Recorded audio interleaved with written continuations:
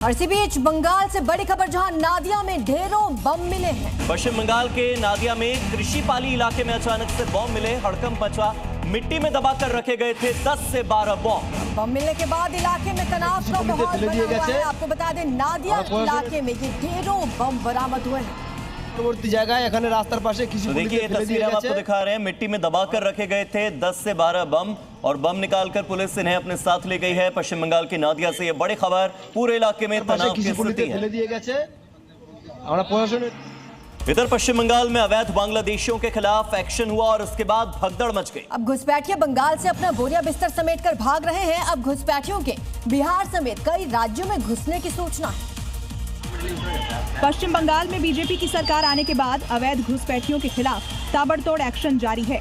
कार्रवाई के डर से अवैध बांग्लादेशी अपने मुल्क वापस बांग्लादेश लौट रहे हैं, लेकिन अब इनपुट मिला है कि घुसपैठिए बंगाल छोड़कर अलग अलग राज्यों में घुस सकते हैं। सबसे ज्यादा बिहार में घुसपैठियों के घुसने की आशंका है, जिसके बाद बिहार से लगती सीमा पर अलर्ट है। एसएसबी को अलर्ट मोड पर रखा गया है। वहीं नेपाल सीमा पर नेपाल पुलिस पर बांग्लादेशियों के घुसने को लेकर सतर्क हो गई है।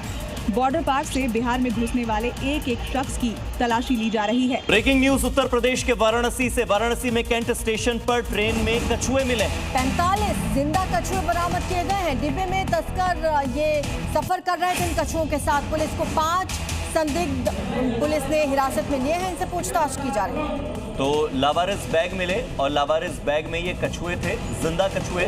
45 जिंदा कछुए जिन्हें बरामद किया गया, इनकी तस्करी होने वाली थी।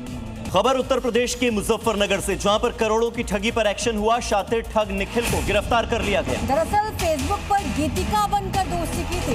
इसमें लालच दिया गया था इन्वेस्टमेंट करने का, और इसी के जरिए ठगी की गई है। फेसबुक पर पहले दोस्ती की गई और उसके बाद करोड़ों रुपए ठग लिए गए। तो फेसबुक पर निखिल खुद को गीतिका बताता था और गीतिका बनकर लोगों से दोस्ती करता, उसके बाद उनसे ठगी करता। ठग निखिल पर कई राज्यों में 40 से ज्यादा साइबर केसेस दर्ज हैं।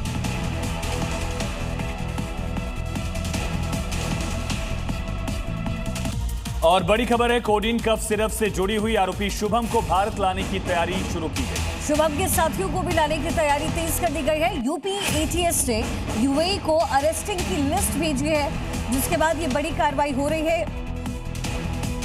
तो शुभम पर आरोप है कि कोडीन कफ सिरप कांड का एक तरह से सरगना है। कई गंभीर आरोप से लगातार पुलिस उसके ठिकानों पर दबिश भी दे रही थी, लेकिन वो विदेश में छिपा हुआ है। और अब देखते हैं देश की राजधानी दिल्ली से जुड़ी हुई इस वक्त की 5 बड़ी खबरें। दिल्ली के साकेत इलाके में 5 मंजिला इमारत गिरने से 6 लोगों की मौत हो गई और कई लोग घायल हुए हैं।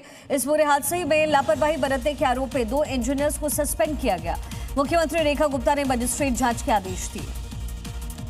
दिल्ली के जीटीबी अस्पताल से 7 महीने के बच्चे के कथित अपहरण का मामला। मां का आरोप है कि महिला से उसकी कुछ दिनों से पहचान थी, वो बच्चे को लेकर फरार हो गई। पुलिस ने केस दर्ज कर जांच शुरू की। दिल्ली की सीलमपुर विधानसभा में सीपीजे ब्लॉक इलाके के अंदर कई महीने से पेयजल संकट बना हुआ है। स्थानीय लोगों का आरोप है कि उनके घरों तक नियमित रूप से पानी नहीं पहुंच रहा। पानी के टैंकर पर ही वो लोग निर्भर हैं। दिल्ली के तिमारपुर में पानी की कमी को लेकर लोगों ने प्रदर्शन किया। विजयनगर इलाके में लोगों ने मटका फोड़कर दिल्ली सरकार के खिलाफ जमकर नारेबाजी की।